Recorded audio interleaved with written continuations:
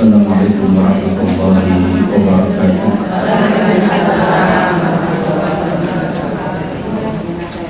Alhamdulillah.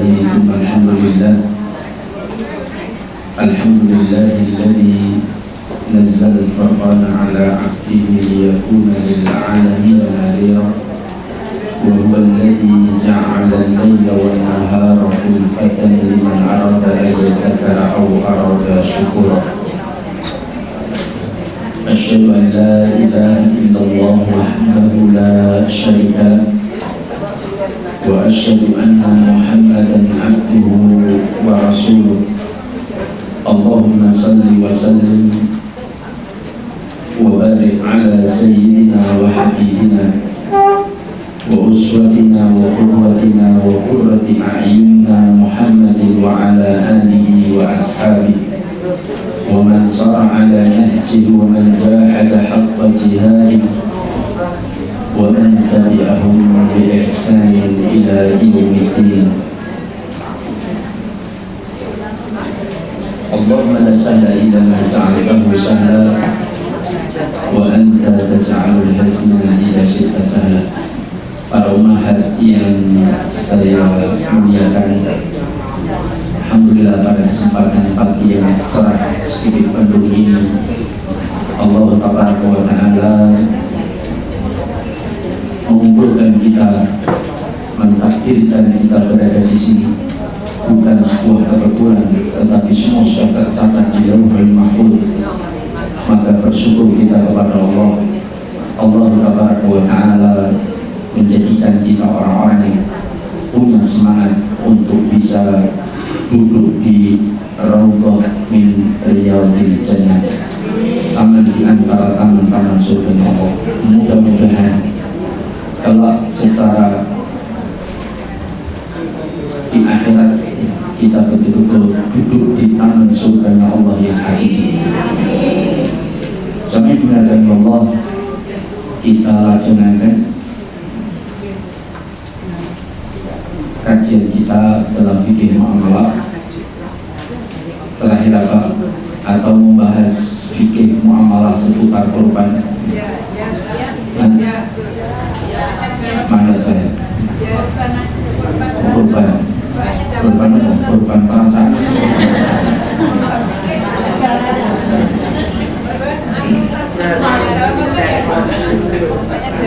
Oh ya,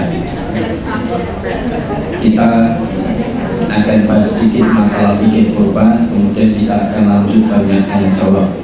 Setuju? Setuju. Tidak setuju saya pulang.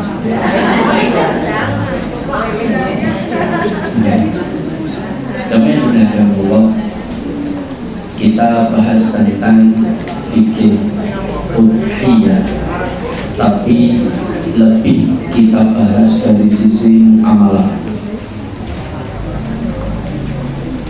Ada beberapa praktek akad di dalam pelaksanaan udhiyah atau penyembelihan hewan kurban.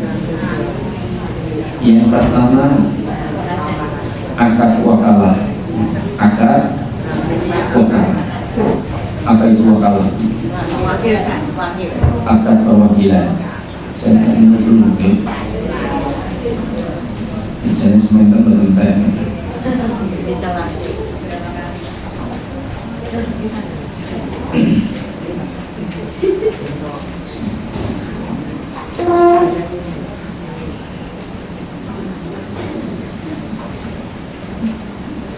Saya akan ngantuk.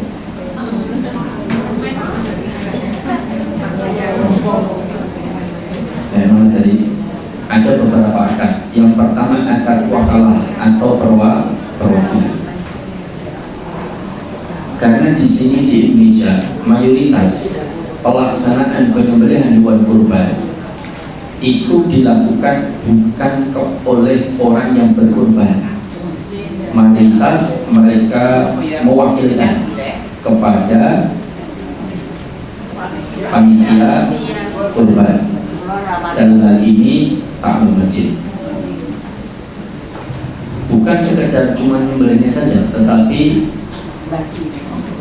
membeli hewan kurbannya, menjaga hewan kurbannya, menyembelih hewan kurbannya, mendistribusikan hewan kurbannya, itu betul-betul semuanya diwakil kepada panitia kurban.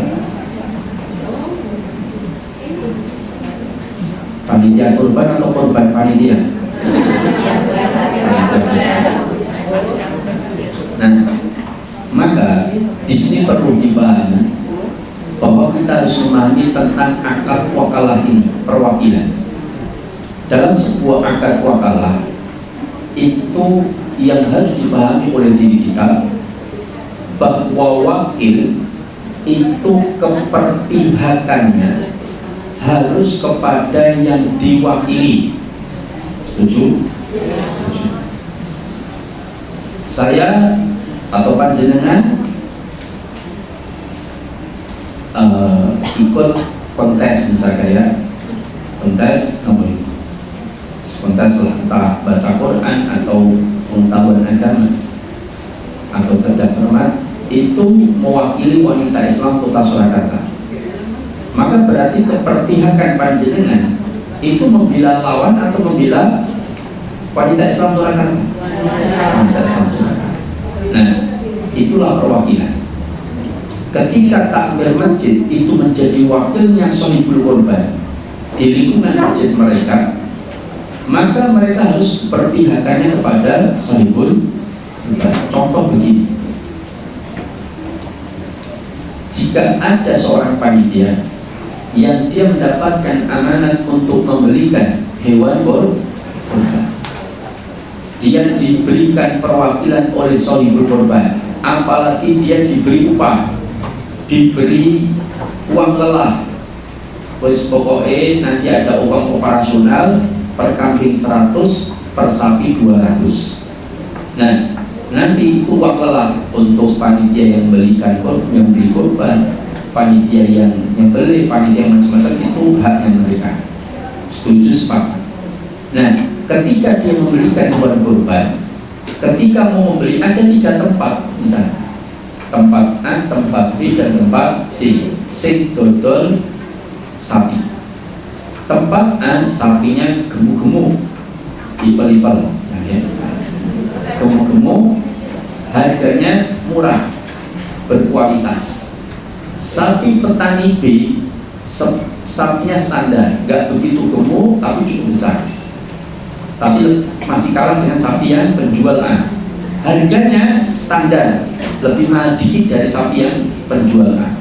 Sapi yang C, sapinya malah rotok kuru-kuru, regone malah paling larang. Nah, ketika saya membeli, malah justru membeli di sapi C. Kenapa? Karena sing dodol ponaan dewi. Paham? Tetapi orang seperti ini tidak amanah. Paham? Seharusnya keperpihakan dia kepada siapa? Shahibul korban, bukan kepada keponakan. Paham yang saya maksudkan? Paham? Itu dalam akad wakalah. Nah, sekarang seorang panitia berani menjadikan dirinya panitia, itu berarti dia seharusnya sudah mempersiapkan ilmu di dalam pelaksanaan udhiyah, penyembelihan hewan kurban. Maka sah atau tidaknya penyembelihan hewan kurban sangat dipengaruhi oleh ilmu yang dimiliki panitia. Karena panitia tidak paham fikih dalam berkurban, salah, dia berani jadi panitia, tanggung jawab di akhirat. Tanggung jawab berat sebetulnya panitia. Cuman kadang-kadang orang berlomba-lomba jadi panitia, yang penting untuk menyemarakkan rame, penting gue rukun berampungkan. Padahal ada kaifiah fikih yang harus diperhatikan. Nah, apa yang harus diperhatikan oleh wakil? Pertama tentunya dalam proses pemilihan hewan, itu wakil atau panitia korban itu harus memahami hewan yang seperti apa yang sah digunakan untuk yang pertama. Satu, dari sisi jenisnya, tidak boleh dari jenis hewan di luar yang telah ditetapkan oleh Rasulullah SAW. Apa jenisnya?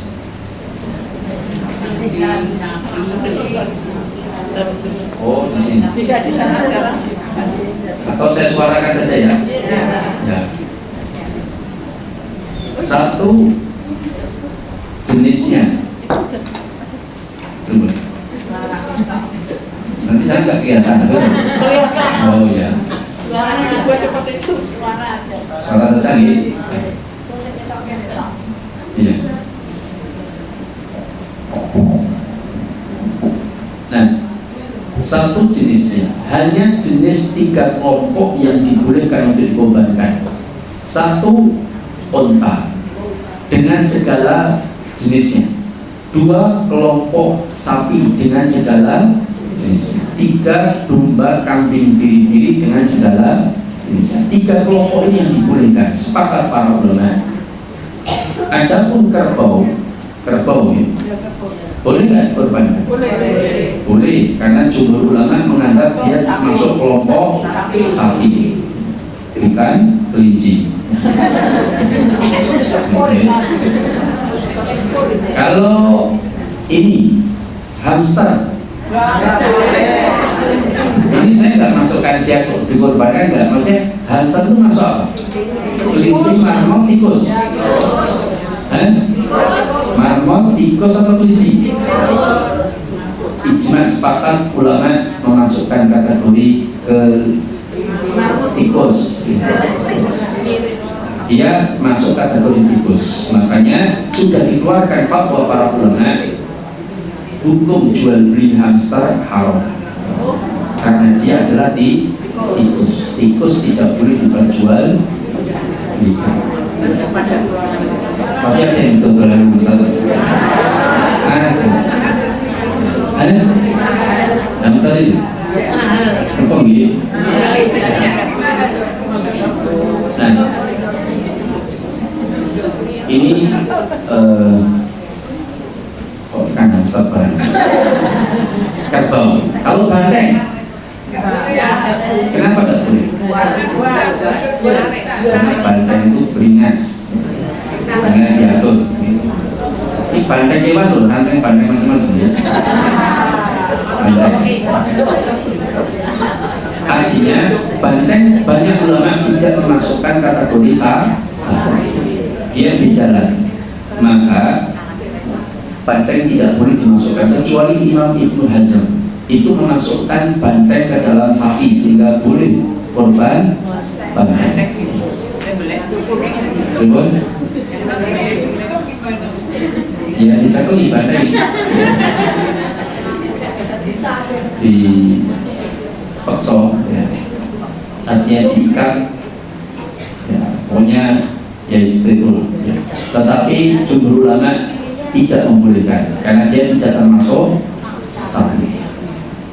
Yang beda.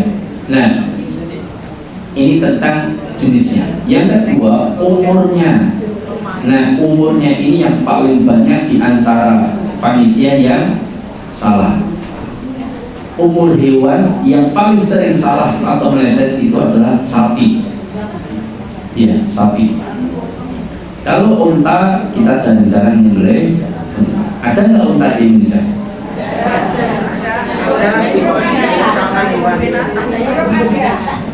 Ada di kebun binatang, di safari itu ada unta, tapi bukan itu. Artinya ada, cuman yang sering salah pada umur itu sapi. Kalau korban, umur unta berapa minimal yang harus dikorbankan? 3 tahun atau 2 tahun? 2 atau 3 tahun? 3 atau 4 tahun? 4 atau 5? Ya. Umur unta minimal untuk bisa dikorbankan umur 5 tahun masuk tahun ke-6. Itu unta. Kemudian Kemudian sapi umur 2 tahun masuk tahun ketiga. Sapi di bawah 2 tahun, 2 tahun kurang sepekan tidak sah dikorban. 2 tahun, sapi 2 tahun. 2 tahun masuk tahun ketiga. 2 tahun lebih berapa? Lebih setengah. 2 tahun lebih setengah hari sah. 2 tahun lebih 1 jam sah. Yang penting 2 tahun masuk tahun ketiga. 2 tahun masuk 15 detik sah. Bisa. Yang tahu harusnya yang tahunya pemiliknya. Iya, makanya kita akan tanya sama mereka, niki pun telung tahun apa dari pun mas niki telung tahun nenten padahal lebih 1 tahun 8 bulan. Maka yang dosa mereka. Insya Allah mudah-mudahan korban kita tetap sah. Cuman kalau panitia nggak gas umurnya, nggak menanyakan, nggak mencoba mencari tahu umur yang sesungguhnya, tapi kemudian asal penting lemu pada wajah imut-imut, kan ada ya, sapi itu yang kelihatan itu umurnya masih muda atau sudah tua. Nah maka dia tanggung jawab nanti dia sah atau tidak. Maka oleh karena itulah maka sapi 2 tahun masuk tahun ketiga, domba kambing biri-biri 1 tahun masuk tahun kedua. Meskipun ada ulama yang memasukkan jenis kambing, kalau domba biri-biri 1 tahun masuk tahun kedua, tapi kalau kambing tetap 2 tahun masuk tahun ketiga. Ini pendapat sebagian ulama, tapi saya lebih condong 1 tahun masuk tahun kedua. Itu sudah sah, mau kambing, mau domba, mau biri-biri. Kecuali kalau domba itu punya kekhususan lagi. Kalau kita cari domba, cari kambing umur 1 tahun lebih, nggak ada, adanya umur di bawah 1 tahun, maka masih dibolehkan kita menyembelih jadaan, yaitu domba umur 6 bulan masuk bulan ke-7. Domba, tapi hanya jenis domba ya, kambing nggak boleh. Itu kalau dengan syarat golek kambing biri-biri wedhus itu umur 1 tahun sudah tidak ada, kan itu kan habis nggak ada, terus baru boleh dipersilahkan khusus domba umur 6 bulan masuk bulan ke-7. Kemudian ini umur yang ketiga, bebas dari cacat.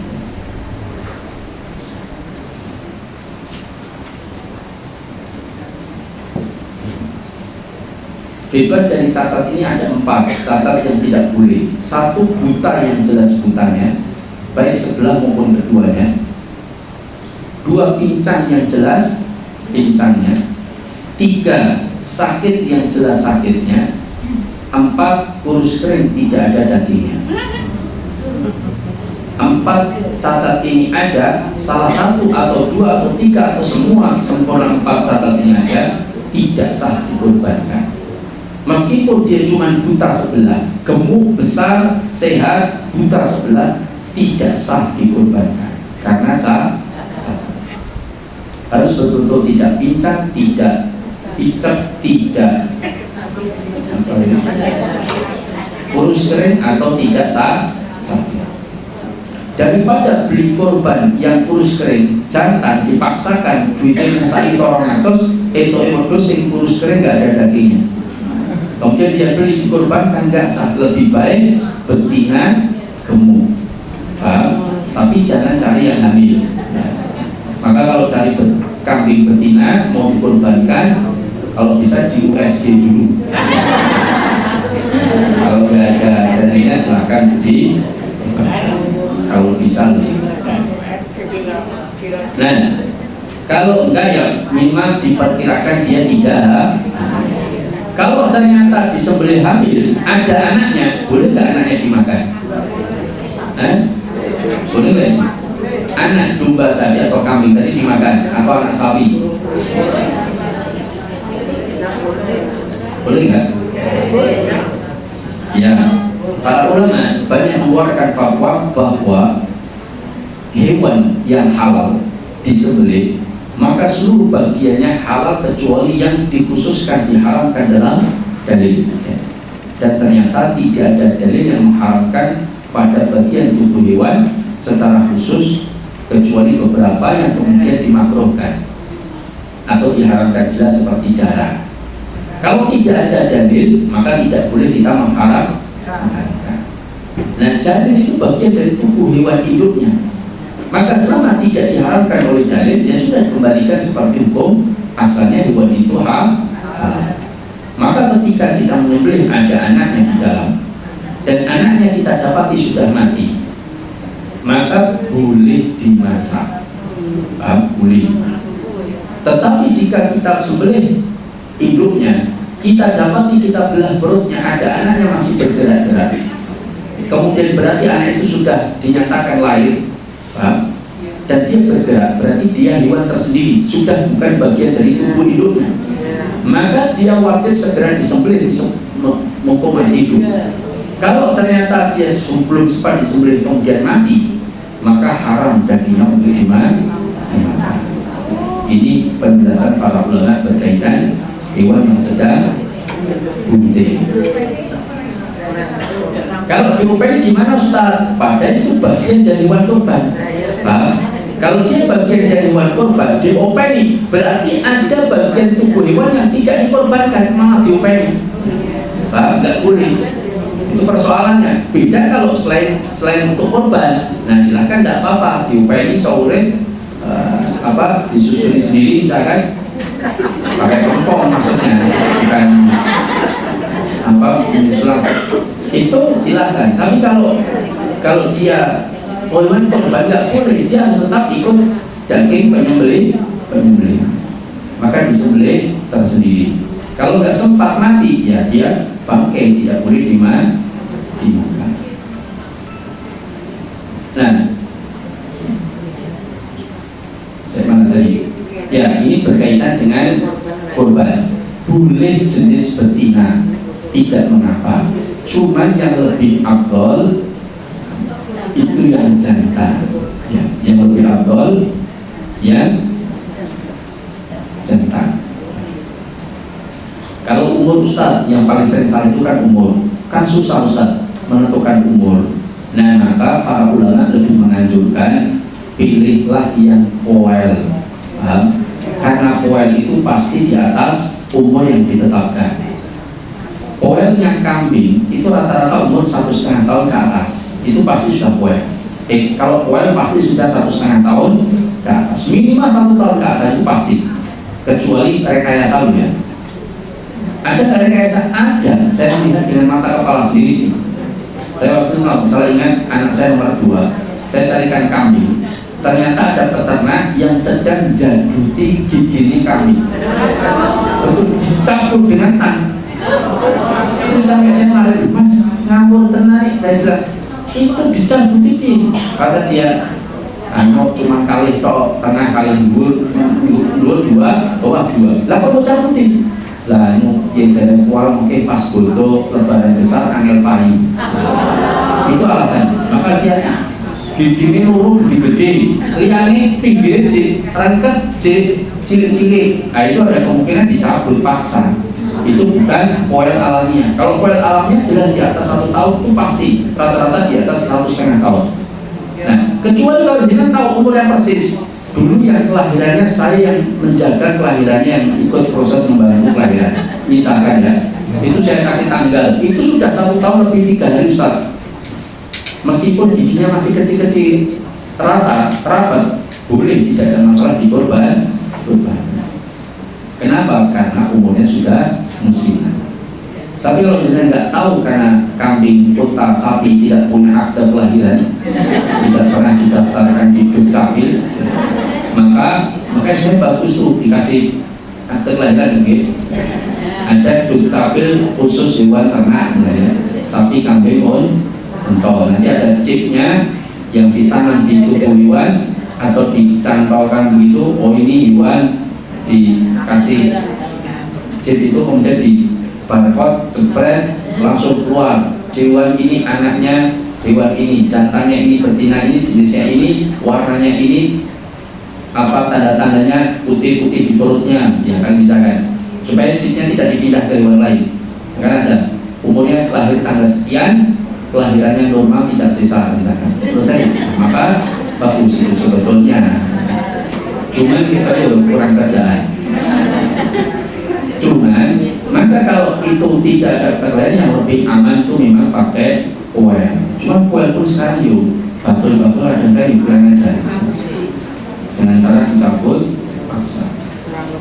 Nah, itu berkaitan dengan keilmuan akan syarat hewan. Itu wajib panitia itu paham, sebab dia wakilnya sahibul korban, sah atau tidak ada di pundak dia. Kemudian belum lagi ketika penyembelihan, itu juga harus benar. Jangan sampai penyembelihannya tidak tepat sehingga menyebabkan hewan itu tidak sah. Contoh tidak tepat, dia tidak memotong hewan itu pada tempat-tempat yang seharusnya, atau memotong pada urat-urat yang seharusnya terpotong. Ada berapa urat? 4. 1 saluran darah, 1 saluran nafas, 2 saluran makanan, 3 dan 4 2 saluran darah yang berada di sisi kanan dan sisi kiri. Nah, maka 4-4-nya hendaknya terpotong, itu yang paling sempurna. Tapi kalau tidak, minimal 2 saluran depan dan 1 saluran darah di antara 2 tadi, itu harus terpotong. 2 saluran darah dua-duanya tidak terpotong, meskipun memotong saluran nafas dan makanan, tidak sah sebagai hewan kurban dan dagingnya haram untuk dimakan. Ini pendapat banyak para ulama. Itu harus ada saluran darah yang terpotong. Makanya kalau hewan itu saluran darahnya tidak terpotong atau terpotong salah satu saja, biasanya hewannya masih hidupnya lama, karena ada saluran darah yang masih terus terpompa sampai otaknya dia. Nah, ternyata kenapa kok saluran darah itu hendaknya terpotong semuanya, supaya hewan itu tidak merasakan sakit. Karena yang merespon rasa sakit itu adalah pengendalinya ada di otak. Dan otak itu tidak akan mungkin menerima sinyal-sinyal rasa sakit ketika aliran darahnya sudah terputus. Saraf-sarafnya sudah terputus. Melalui aliran darah itulah yang kemudian dia tidak merasa sakit. Tapi kejadian itu proses pelepasan nyawanya. Gak percaya, tanya saja sama hewan. Kalau orang kalau dia nggak menjawab berarti nggak sakit. Kalau sakit ngomong. Nah, ini tentang tata cara penyembelihan hewan, termasuk tidak boleh memotong hewan kurban dari hewan yang masih hidup. Habis menyembelih, sudah disembelih, sudah memotong 4 saluran, hewan masih kejat-kejat, masih hidup, masih bergerak-gerak. Karena waktu sudah mau mepet, sudah agak siang, terus dan dibedati, padahal hewannya masih. Akhirnya tukang jagal motong kepalanya padahal dalam keadaan hidup-hidup, kemudian motong kakinya, kemudian nguliti dagingnya, nguliti kulitnya. Maka potongan tadi yang diambil dari hewan yang masih hidup, itu potongannya itu menjadi bangkai dan haram untuk dimakan. Maka tidak boleh. Maka disuruh nunggu dulu sampai hewan itu betul-betul game over, mati ya. Kalau tidak, ya nanti bahayanya potongan itu menjadi bangkai. Nah, ini akad yang pertama berkaitan dengan wakalah. Yang kedua, akad wadiah. Apa wadiah? Titik.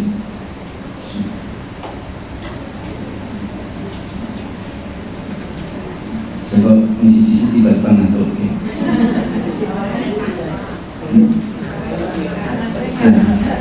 Musik juga. Saya pernah tadi akan wadiah titik.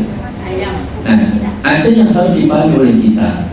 Kalau kita membeli sesuatu, kan, dan sesuatu itu belum diserahkan ke kita, maka resiko yang menanggung akibat barang atau sesuatu tersebut penjual atau pembeli?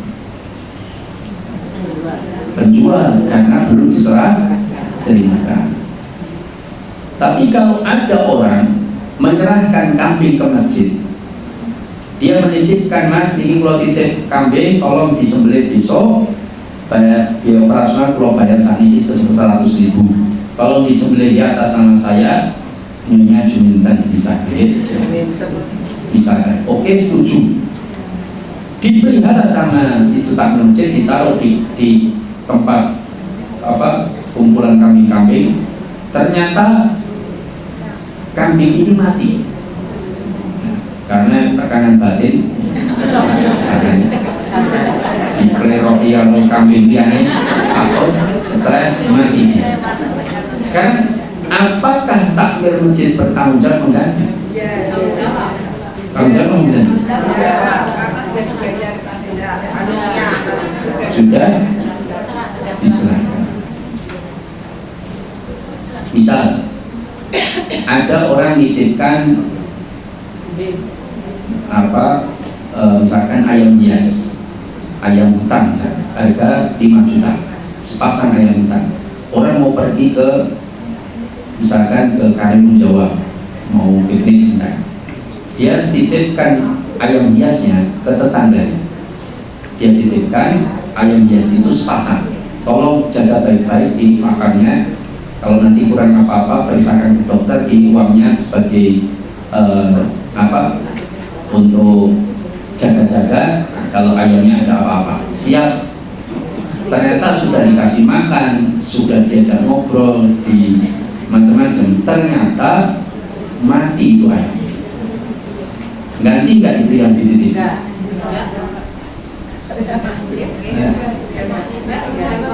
Bukan dititipi, masih dalam keadaan hidup, ditinggal 3 hari kemudian mati. Padahal sudah dikasih makan, dirawat, dijak ngobrol, dijemur misalkan, tapi mati juga. Ganti nggak itu yang dititipi?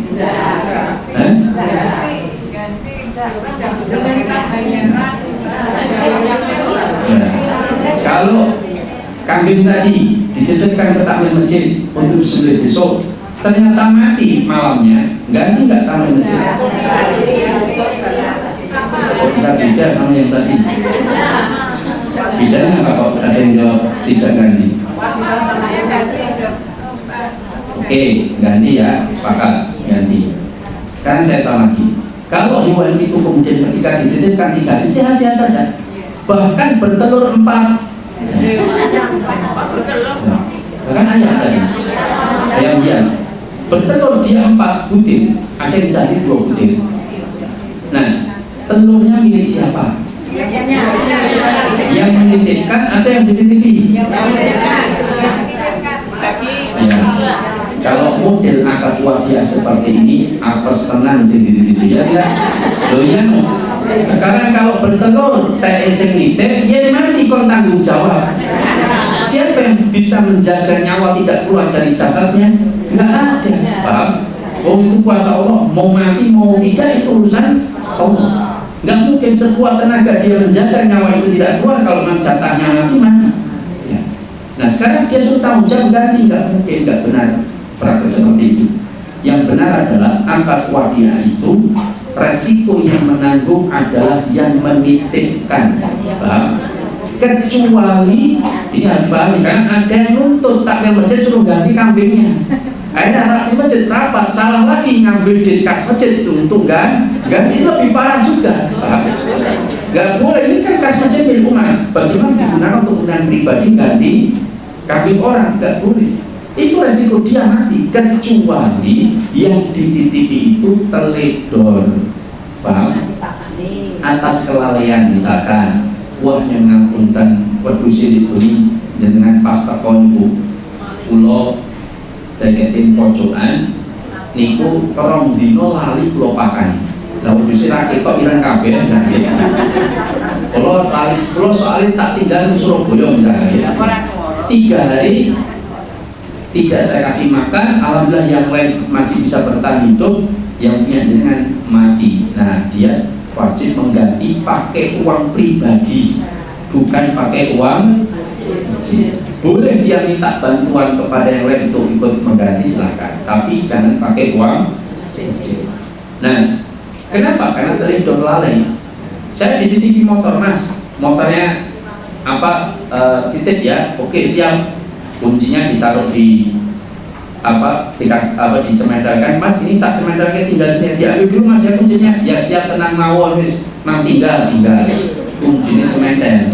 Saya teledor, saya biarkan, tak tonton cemental gampang nih, cokoh railang sopo sing wani jikokan kan, ternyata sing wani tenan, hilang motornya, maka saya tanggung jawab mengganti. Tapi kalau motor itu sudah tak taruh garasi saya, tak gembok, tak kunci, tak rawat, tak jaga dengan baik, ternyata terjadi tsunami. Saya pas tak tinggal kemana, tsunami, habis motornya dilalap air, hilang kemana, bawa ke laut, apa saya ganti? Ya enggak, itu bukan resiko saya, itu resiko yang punya, karena dia menitipkan. Cuman makanya kalau dia menghasilkan sesuatu, misalkan dia bertelur, ya itu miliknya juga dia. Kalau terjadi sesuatu, ya itu resiko dia, kecuali karena kelalaian kita. Itu harus paham. Maka kambing-kambing sapi yang dititipkan atau diserahkan ke masjid, itu akadnya kan perwakilan. Dia yang sudah merawat, menjaga, kalau mati atau bagaimana, yaitu resiko yang korban. Kecuali panitianya lalai. Mas, ojo dicincang ning cedak kali, itu kan mancik pagar, itu kepleset malah gantung diri itu kambingnya. Nah, mawon pulau jamin, rapopo, tempel tenan, sesuai gantung di maka dia ganti, karena sudah diberitahu nekat telik berlalai. Itu dalam akad wakian, titipan, ya, akad titipan. Sekarang penjual, dia jual sapi, belum diserah terimakan, menyerahkannya nanti 2 hari sebelum lebaran, sudah dibayar lunas, mati sapinya, ya dia menanggung resiko belum diserahkan. Tapi kalau sudah diserahkan, terus dititipkan ke penjual, Mas, kalau titip mawon ya, jadi kalau tapi tak titip ke mawon, oke, dia terima. Mati di tengah jalan, ya jangan minta sama penjual mengganti, itu resikonya, kecuali penjualnya teledor, lalai, wah lali Mas, pulau kayak karton malah keliru apotas misalnya, mati itu, maka ya dia mengganti. Nah ini berkaitan dengan akad wadiah, akad wadiah. Nah sekarang praktek muamalah yang sering terjadi kesalahan dalam pembelian jual kurban. Tadi yang pertama wakalah, kedua wadiah. Sekarang praktek lain yaitu menjual belikan barang yang belum diserah terimakan, menjual belikan hewan kurban yang belum diserah terimakan. Contohnya gimana? Praktek yang salah dalam pembelian hewan kurban.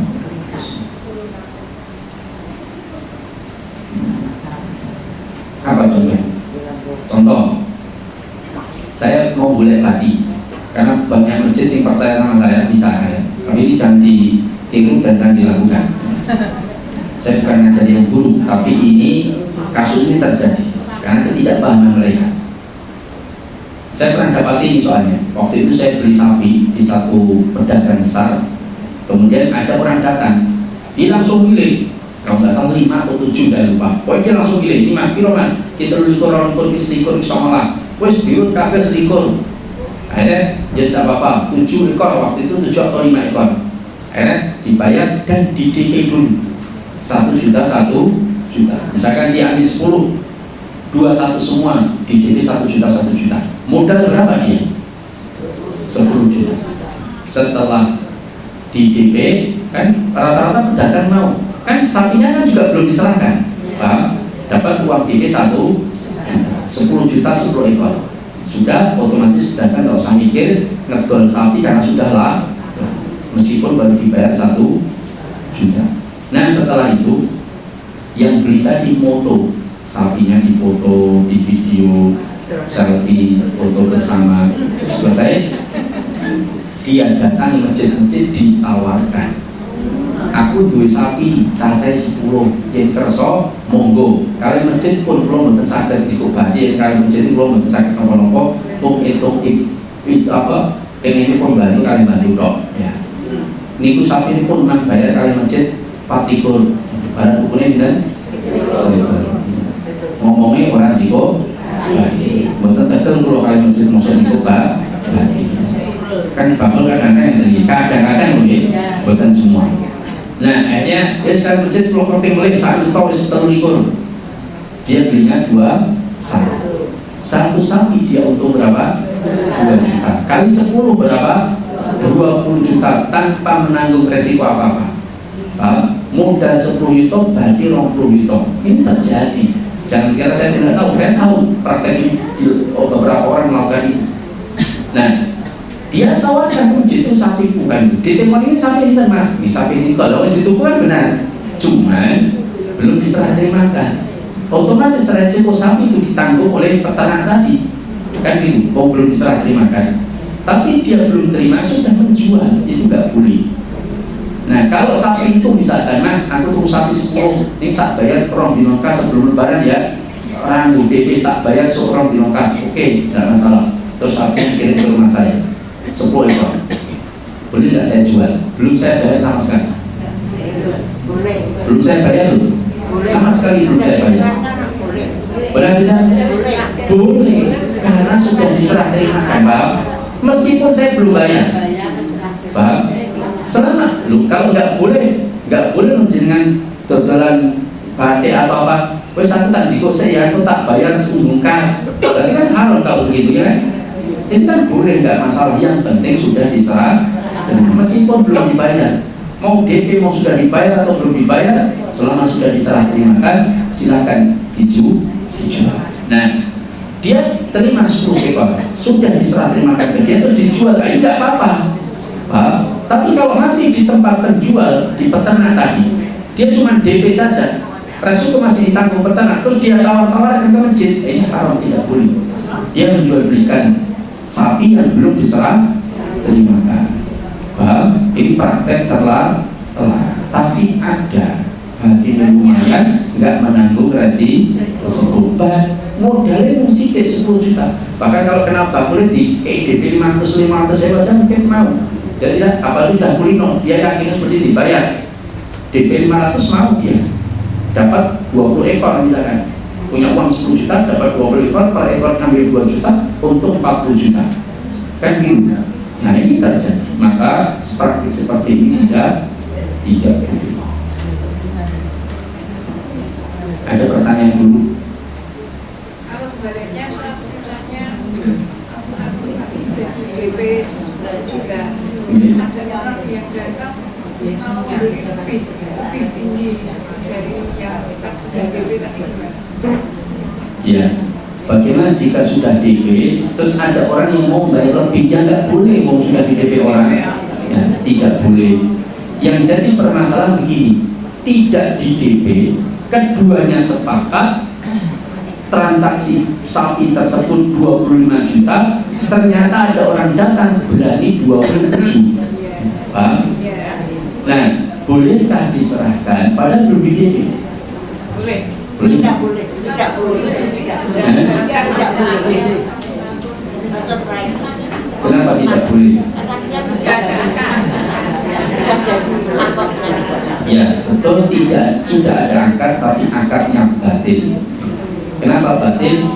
Karena sudah terjadi transaksi tapi tidak ada sesuatu yang diserahkan. Paham? Dalam sebuah transaksi itu tidak boleh sepakat harganya, sepakat barangnya, tapi barang dan harganya diserahkan sama-sama nanti, itu nggak boleh. Kecuali jika modelnya akad istisna. Contohnya, saya ketemu sama bakul lemper super anti lalat misalnya. Terus saya bilang, Bu, saya butuh lemper jenengan 1000 biji. Berapa harganya? 1.500 Ustaz. Oke, 5 juta ya, tak bayar pun Ustaz. Kalian dengan sopo wae. Sudah, nanti kalau sudah saya kirim baru jangan bayar aja, nggak usah sekarang. Semua malah repot loh, duit 5 juta kan. Oke pun. Berarti kan saya sudah sepakat harganya, barangnya masih besok, duitnya pun masih besok. Ini boleh hanya pada akad istisna. Istisna itu sing dodol gawe dhewe barange. Boleh. Kalau si penjual tidak membuat sendiri barangnya, tidak boleh. Kecuali si dokter gaya sapi dewi kan, nah itu disebut langsung jadi sapi ya silakan. Nah tapi kalau enggak boleh, harus ada minimal DP pendapat sebagian ulama. Nah kalau sama-sama deal, barangnya masih dipegang si penjual, uangnya juga belum sama sekali ada terbayarkan, ini akarnya batil. Cuman kalau ada yang nawar lebih tinggi gimana Ustaz? Lebih baik transaksi yang pertama dibatalkan, tapi yang kedua jangan dilayan dulu, paham? Saya akan tawarkan dulu yang pertama, ditelepon Mas, di pulau kali jenengan transaksi ini pun terus terang akadnya batil.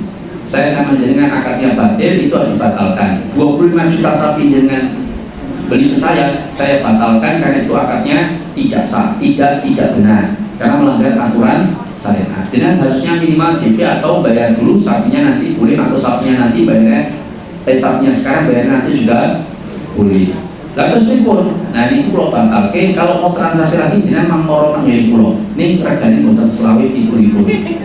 Sebab pun enten sing nawar itu paham? Terus Mas Rasido ya sudah lepas kasihkan yang tadi. Paham? Kita tetap kasih kesempatan yang pertama untuk membeli, tapi silahkan dirubah harganya boleh-boleh saja, paham? Atau kalau jangan tetap harga selawe ya jangan nggak ubah, tapi kemudian jangan sampai karena Mas transaksi tadi batal, jadi jangan kalau besok duit langsung kita transaksi aja, paham? Perkara harganya tetap selawe nggak ada masalah. Ini biasanya ya jalan penjual gitu ya. Terus ditawar itu likur tetap selawe kan enggak, ada kesempatan berubah ya berubah nih. Maka ini tentang transaksi itu. Ada yang lain?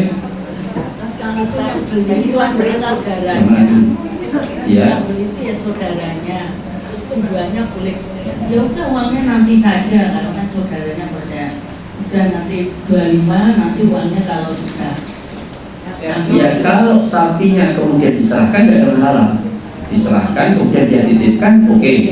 Paham ya? Tapi kalau sapinya nggak diserahkan, uangnya juga nanti nggak boleh.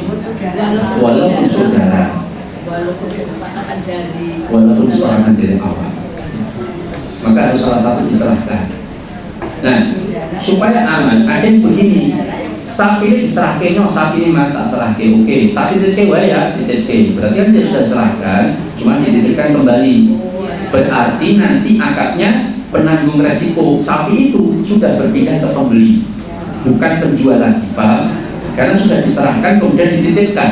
Beda kalau belum diserahkan, resiko masih di penjual, paham? Paham maksud saya? Ya. Yang lain? Tapi yang itu loh, memberitahu penawar pertama itu sebagai kewajiban penjual kalau membatalkan yang aku. Itu hanya adab saja, tidak wajib tapi adab. Ya. Dia bisa saja membatalkan tanpa pemberitahuan, akadnya batil. Cuman nanti akan timbul konflik. Maka beritahukan dengan dalilnya bahwa transaksinya rusak karena jenengan tidak menyerahkan sesuatu apapun. Maka kalau jenengan mau besok datang lagi saya kasih kesempatan, tapi harganya 27 karena ada yang nawar 27. Kalau jenengan iya saya tunggu, kalau enggak sekarang saya lepas ke orang lain.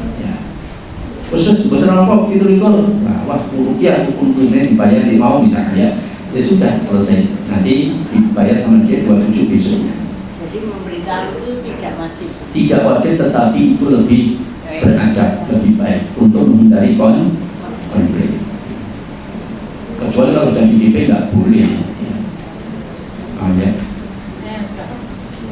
Mau tanya, kalau tadi kan syaratnya kambing itu sehat, nggak pincang, Tidak buta, tidak sakit. kambing menyerahkannya masih sehat, terus besok karena apa dua kotor nih.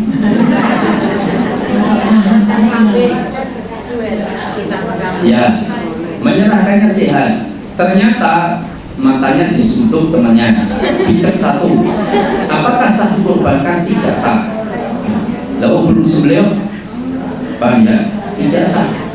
Berarti dia berkorban dengan kambing yang matanya picek satu, nggak sah. Oh iya, harus diganti.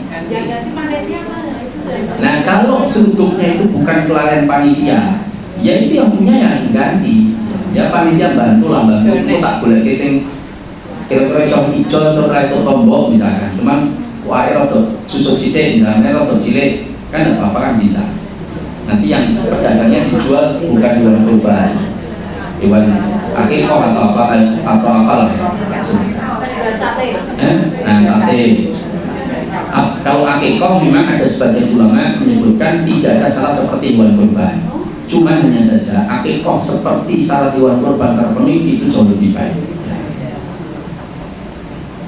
Pak Ustadz, Monggo. kalau begini Pak Ustadz, itu kita disuruh sama tukang sapi, Iya. foto-foto ini sapi saya ada 100, Iya. kemudian kamu jualin, suruh nih saya dijualin, Iya. jual Bu, tolong dibantu saya jualin sapi-sapi ini, tidak ada DP, tidak ada apa-apa, kamu boleh naikin sendiri harganya, boleh nggak itu Pak Ustadz saya? Ya, saya nyuruh orang untuk menjualkan sapi saya. Namanya jual itu kan berarti nawar-nawarkan.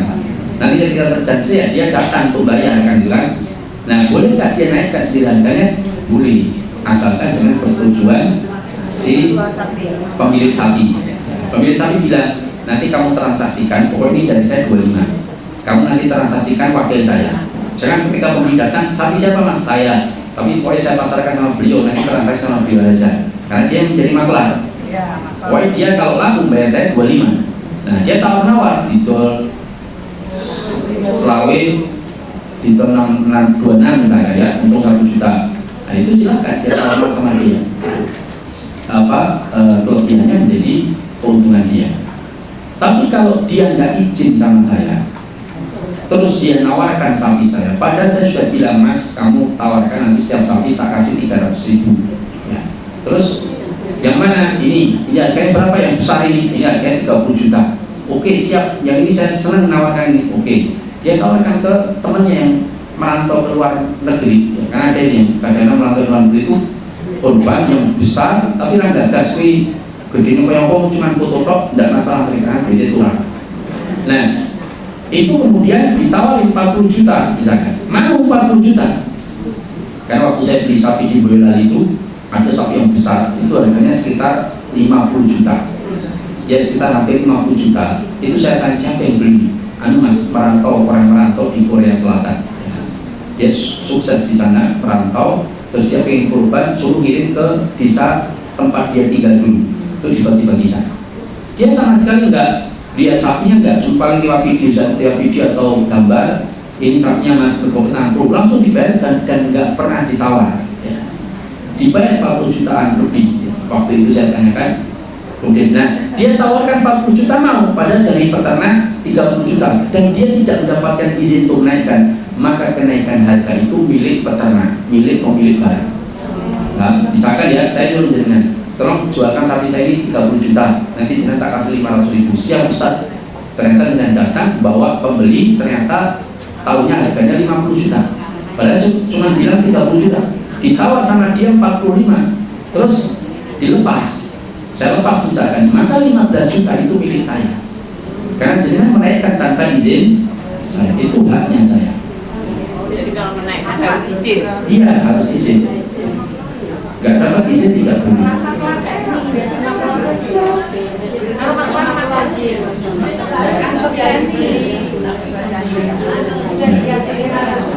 Ada yang lain?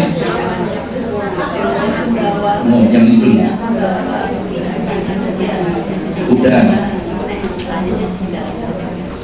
Apakah kuda dibolehkan untuk dikorbankan? Tidak boleh. Tidak. Meskipun harganya lebih mahal. Misalkan saya punya kuda perang harga 300 juta. Karena kuda perang itu tidak sembarang kuda.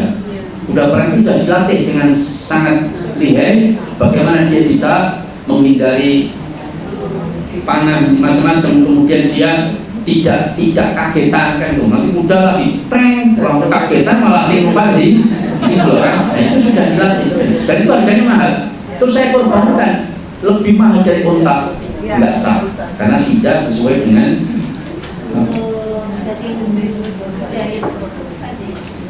nah daging kuda. Ada sebagian ulama memakruhkan, artinya ada yang tidak membolehkan, ada yang membolehkan. Ini memang terjadi perbedaan pendapat dalam para ulama. Saya pribadi lebih cenderung menghindari makan daging Tidak, karena tidak didapati Rasulullah kemudian suka makan daging kuda, tidak ada. Karena daging kuda itu panas, lebih panas dari unta. Rasulullah sendiri mengatakan, dalam riwayat disebutkan oleh Imam Ibnu Qayyim dalam kitabnya, orang yang suka makan daging unta itu akan lebih keras orangnya daripada makan daging domba. Orang yang makan daging domba itu perangnya lebih lunak daripada yang daging unta. Orang yang makan daging, hadisnya cuma sampai itu. Cuman kalau kita kiaskan, berarti saya makan ayam lebih lunak lagi daripada makan domba. Apalagi makannya tempe. Lemak ya. Ada satu penelitian ini. Ada satu penelitian. Saya nggak tahu, tapi ini dicop. Saya cuma dapat berita saja, Ustaz, ada penelitian Ustaz. Ternyata ada orang tertentu itu kalau bisa jangan di kondisi tertentu jangan dikasih dari kedelai itu. Susu kedelai itu karena nanti akan menambah lembutnya orang itu. Dalam kondisi apa saya lupa kemarin dia sampaikan ke saya. Itu ada penelitian Ustaz begini. Ternyata membuat misalkan laki-laki jadi malah lemah kedelai. Katanya, tapi betul atau tidak saya Allah taala langsung. Cuman ini perlu teliti kembali. Tapi makanan itu memang pengaruhnya sangat besar. Lihat orang yang suka makan daging ayam potong dengan orang yang makan daging yang bukan ayam potong, ayamnya ayam kampung itu jauh lebih sehat dan perilakunya juga katanya berbeda. Kalau ayam potong itu kan mangan turu mangan turu tengklong ikan buat yang kata bernilai kan ada silahkan. Yang tadi saya tanyakan mungkin masih ingat Ustaz, ini anak saya kan di samping. Oh iya, ya saya lupa ini tadi beliau menanyakan yang pertama bagaimana tentang hukum berkorban untuk keluarga yang lain. Dan begini, korban itu sebetulnya amal jamaah, paham? Amal jamaah keluarga. Ada amal individu, ada amal jamaah. Nah, korban termasuk amal jamaah. Jadi satu keluarga itu sudah cukup 1 ekor domba atau kambing atau 1 ekor sapi itu untuk keluarga sudah cukup. Ya. Nah, tapi apakah boleh si bapak suami nyembelih sendiri korban, istrinya korban? Ya bolehnya boleh-boleh saja, banyak para ulama membolehkan. Tapi aslinya itu amal jamaah cukup 1 keluarga itu, meskipun ya tidak terlarang. Misalkan ya saya membeli 5 ekor kambing, ya kan? Saya atasnamakan saya dan keluarga saya, itu yang maksud amal keluarga begitu. Bukan 1 ekor kambing atas nama masing-masing, Pak. Tidak. Apalagi digilir. Tahun ini saya, tahun depan istri saya, tahun depan lagi anak kedua itu enggak tepat. Ya. Karena ini amal jamaah. Siapa yang membeli sudah itu di atas namakan dirinya. Kalau kambing 1 orang plus keluarganya sudah cukup. Enggak boleh orang lain lagi, enggak boleh. Karena kami hanya untuk 1 orang dan keluarganya saja. Nah, sekarang bolehkah saya ikutkan keluarga saya? Para ulama sebagian mempersyaratkan keluarga yang boleh diikutkan sertakan pahalanya atau korban tersebut tanpa dia harus berkorban sendiri, itu adalah keluarga yang tinggal bersama orang yang berkorban itu dan hidupnya ditanggung oleh dia. Itu boleh. Misalkan saya punya bibi, ya kan? Bibi adiknya bapak saya. Saya bilang bibi saya, bibi daripada sendirian di rumah pun boleh pinjamkan kalau tanggung. Sakit semuanya saya nanggung dan dengan tinggal di rumah saya. Saya berkorban, bibi saya nggak perlu berkorban, nggak apa-apa. Kenapa? Dia ikut saya. Tapi kalau di luar rumah saya hanya kadang-kadang ngasih bantuan saja, nggak bisa kata para ulama. Maka dia harus menjadi bagian dari keluarga yang kemudian semuanya saya tanggung. Itu pendapat yang saya ambil ya. Termasuk Ustadz, bagaimana saya korban di atas namakan yang meninggal, bisa nggak? Ini ada ikhtilaf juga para ulama. Nah, saya termasuk yang mengambil pendapat tidak perlu. Kenapa? Karena ketika saya sebutkan korban, misalkan saya berkorban seekor domba atas nama saya dan keluarga saya, kan doanya kan Bismillahi Allahu Akbar Allahumma taqabbal minni wa ahli. Ketika saya sebutkan wa ahli, itu sudah termasuk istri saya yang dulu telah meninggal. Paham? Itu dapat pahala. Yang penting ada kesadaran dalam hati saya, dalam pikiran saya, bahwa saya niatkan juga pahalanya untuk istri saya yang telah wafat, yang itu merupakan keluarga saya. Itu dapat, sebagaimana dilakukan oleh Rasulullah, wa ahli menyebutkan untuk keluarganya.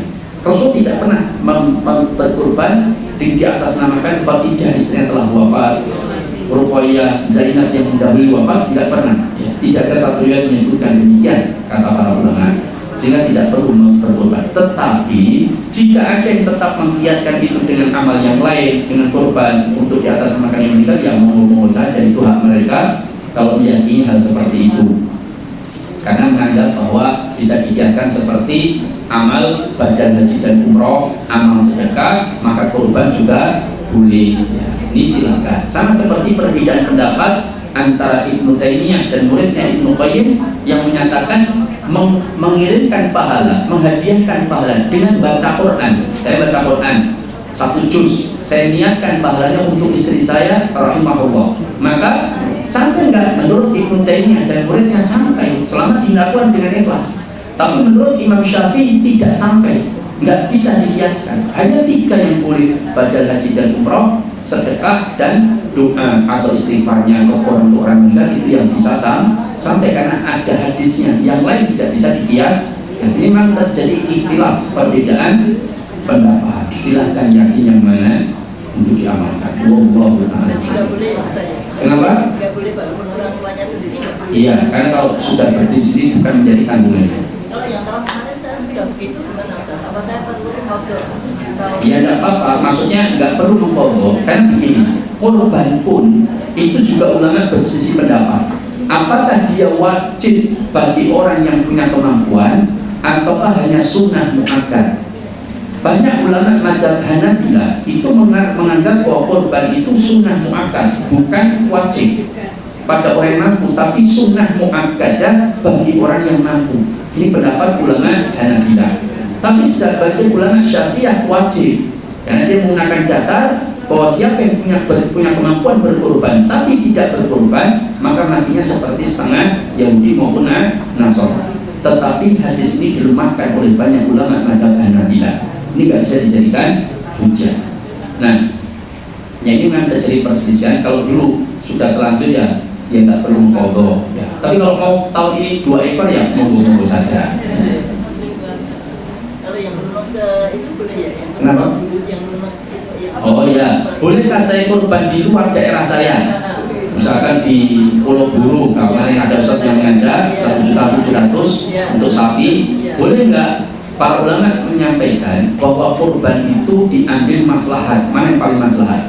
Kalau di tempat kita itu masih banyak orang yang kurang untuk dapat daging, malah kita korban di tempat lain, ini nggak sesuai sunnah, ini nggak maslahat. Tapi kalau di tempat kita sudah berlimpah daging, semua sudah dapat, kita korban ke sana dan sana lebih membutuhkan, itu maslahat, tidak ada masalah.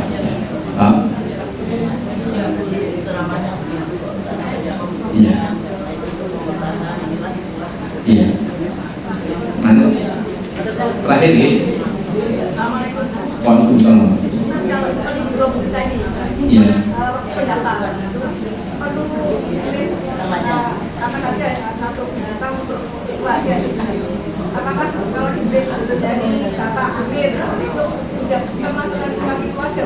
Apa perlu ditulis keluarga Bapak Amir? Iya. Apakah? Ya itu tergantung diniatkan saja. Ya, diniatkan orang yang berkorban. Dan lebih abdul memang disebutkan ketika menyembelih. Misalnya, saya niat korban saya dan keluarga saya, tapi saya nggak menyebut, ini kurang sempurna. Karena sesuatu permintaan itu lebih sempurna kalau sebutkan. Makanya Rasul menyebutkan Allahumma taqabbal minni wa ahli, kan juga. Nah, ini berarti penyebutan dia lebih sempurna. Bukan berarti saya mengatakan yang tidak menyebutkan tidak sah, tidak, tetap sah, cuman kurang sempurna dalam penyebutan kalimat tersebut, karena doa yang disampaikan Rasulullah disebutkan, tapi yang tidak disebutkan mudah-mudahan tetap itu sudah dinyatakan untuk keluarga. Dan memang amal ini amal keluarga, bukan amal individu bapaknya saja, tidak. Artinya sudah mewakili seluruh keluarga. Itu Pak, untuk pendaftarannya itu perlu ditambah saja Pak, ada kata keluarga. Saya lebih condong untuk yang penting disebutkan nama orang yang berkorban. Nanti masalah di sana yang menyembelih itu ya disebutkan untuk keluarganya juga nggak ada masalah. Jadi pintar-pintar yang menyembelih saja. Kalau itu namanya istri, namanya anak nggak boleh, untuk keluarga itu nggak boleh saja. Namanya istri. Bukan Pak Hamid, tak misalkan bukan gitu. Pak Hamid, Bu Hamid, anak-anaknya itu disebutkan. Enggak, ini korban dari Bu Hamid dan keluarga gitu ya. Nah kalau yang beli Bu Hamid kan ya nggak masalah. Kalau yang beli Pak Hamid di atas namakan Bu Hamid, nah ini Bu Hamidnya bermasalah. Kecuali dikasihkan istrinya, istri korban Bu Kue misalkan, ya nggak apa-apa. Tapi sebenarnya nggak perlu kecuali kalau Pak Hamidnya korban juga, misalkan ya. Istri Bu Kue aku tak korban di tempat lain misalkan ya silahkan.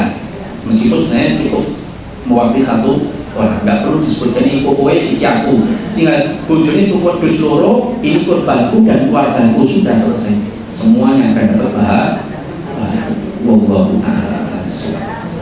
Barangkali ini yang bisa saya sampaikan karena tas-tas sudah mulai dipegang-pegang, diangkat-angkat, dan kesini canggung di barang, kunci motor sudah didinginkan, ya itu sangat kuat bagi ustadznya supaya segera berakhir. Demikian dari saya, aku qauli hadza wa astaghfirullah li wa lakum innahu huwal ghafurur rahim. Subhanallahumma wa bihamdika asyhadu an la ilaha illa anta astaghfiruka wa atubu ilaik. Assalamualaikum warahmatullahi wabarakatuh.